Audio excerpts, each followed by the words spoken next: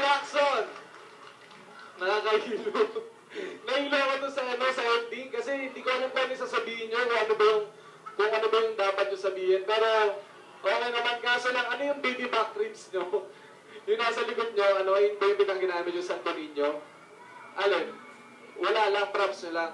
Ah, okay. So, okay naman kasi napaka, idealistic nyo. Pero, medyo parang nagkakagulo din kayo eh. Parang di nyo alam kung saan yung lugar nyo dapat. Yung pwestuhan nyo, di nyo alam eh. Pero, yung blackings nyo, di nyo alam. Pero, sa nakita ko, okay naman. Kaya kasi para kayong mga kulto.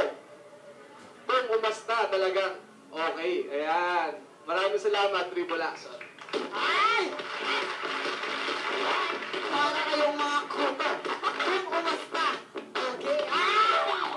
Pakita naman natin si Malapit eleksyon. malakas na kay Yes! Yes, thank you, Kakain Vanessa. Siyempre, bago lahat, maraming salamat po sa Hanus Pa, Heaven Salon, at siyempre, babating ko na po ang mga batchmate po from Good Shepherd Christian School, sila John Torres, Gio Duran, Emil Santos, Archibald Archilia, saka po siya, belated happy birthday kay Kuya Edgar Pulgar, at siyempre sa Club G ng Mandaluyong El Gonzales, hello po sa inyo. Ayan, Tribo Lacson, ano nangyari sa inyo?